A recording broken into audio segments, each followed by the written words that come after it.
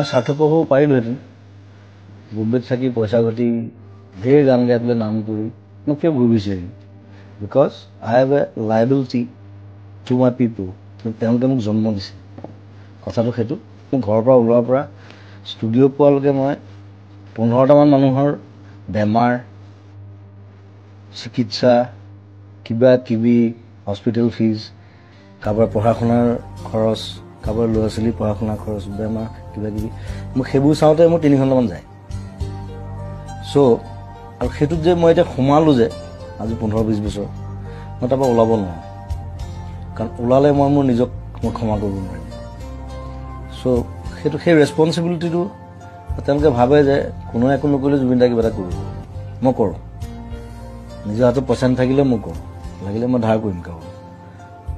সেইটোত মই আনন্দ পাওঁ তেওঁলোকে আনন্দ পায় তেওঁলোকৰ মুখত যেতিয়া হাঁহি দেখোঁ